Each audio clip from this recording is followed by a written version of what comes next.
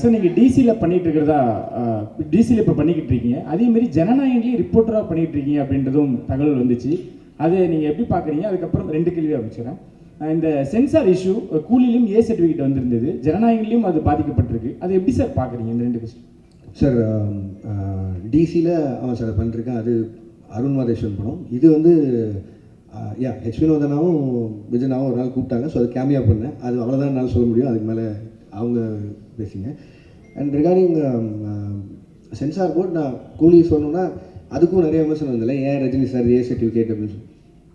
சரி, A certificate வாங்கணும்னு போல எனக்கு என்ன ஆச்சுன்னா, சென்சார் போர்டில் ஃபர்ஸ்ட் சென்சார் பண்ணி முடிச்சோன்னே தி அட்வைஸ் வித் 35 கட் சொன்னாங்க.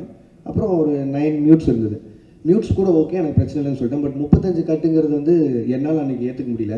இப்போ படம் ரிலீஸ் ஆனதுக்கப்புறம் ஆல்ரெடி நிறைய இடங்கள் புரியலன்னு சொல்கிறாங்க. மேபி அது ஐ டேக் த பிளேம். நிறைய இடத்துல நான் புரிய வச்சுருக்கணும். பட் ஆனால் அதையும் மீறி 35 கட் அப்படின்னா அது படமாகவே இருந்திருக்காது. இன்னும் நீங்கள் வந்து ஒரு ஒரு ஒரு ஒரு கம்ப்ளீட்டட் ஃபிலிம் வித் ஏ சர்டிஃபிகேட்டா இல்லை ஒரு இன்கம்ப்ளீட் ஃபிலிம் வித் யூபிஏ சர்டிஃபிகேட்டாங்கிற மாதிரி தான் இருந்தது. அண்ட் இமீடியட்டாக அது நான் ஒருத்தர் எடுக்க முடியிற கால் இல்லை. ஏன்னா அது எத்தனை கோடி இன்வெஸ்ட் பண்ணியிருக்காங்கன்னு உங்களுக்கு தெரியும். ஸோ நான் ப்ரொடியூசர்கிட்டையும் பேசினேன், ரஜினி சார்கிட்டையும் பேசினேன். அண்ட் எல்லோரும் பேசி முடிவு பண்ணி வி அப்ளை ஃபார் ரீசென்சார். உடனே ரீசென்சார் அப்ளை பண்ணோம். ரீசென்சாரில் அடுத்த பேனல் பார்த்துட்டு திருப்பியும் அதே 35 கட்டு அட்வைஸ் பண்ணாங்க. பட் அட்வைஸ் பண்ணுறதை தாண்டி ரீசென்சாரில் எனக்கு சொன்னது என்னென்னா, தீமேட்டிக்காகவே இது அதாவது பிணங்களை எரிக்கிறதும் இந்த மாதிரி பண்ணுறதுங்கிறது தீமேட்டிக்காகவே எனக்கு இந்த மாதிரி பண்ணணும்.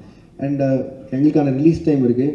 அண்ட் எனக்கு அந்த படத்தை எந்தையுமே விஷுவலாக கட் பண்ணிட வேணாம். இது எல்லாத்தையும் மனசில் வச்சுட்டு ரஜினி சாரோட அட்வைஸையும் எடுத்துகிட்டு அண்ட் தென் வி டிசைடட். ஏன்னா ஒரு ஏ சர்டிஃபிகேட் வந்ததுனால மட்டுமே ஒரு 40-50 கோடி வருமானத்தில் லாஸ் இருக்க மாதிரி இருக்கும். பட் ஆனால் அது சன் பிக்சர்ஸ் எனக்கு கொடுத்த ஃப்ரீடம், ரஜினி சார் எனக்கு கொடுத்த ஃப்ரீடம், லோகேஷ் உங்கள் காலாக இருக்கட்டும், உங்களுக்கு என்ன தோணுதோ பண்ணுங்கன்னு. நான் ஒரு கம்ப்ளீட் ஃபிலிமாக இருக்கணும்னு சொல்லி தான் ஏ சர்டிஃபிகேட் கொடுத்துக்கிட்டது. இல்லைனா ஆப்வியஸாக இன்னும் கொஞ்சம் அதிகமாக சம்பாதிக்க போகுதுன்னா நான் வேணான்னு தான் சொல்லியிருப்பேன். பட் இதுதான் ஆக்சுவலி நடந்தது. அண்ட் ரிகார்டிங் ஜனநாயகன் எனக்கு நீங்கள் வினோதனாடு தான் கேட்கணும். நான் சென்சாருக்குள்ளே போகல, என்னால் நான் சொல்ல முடியும். தேங்க்யூ.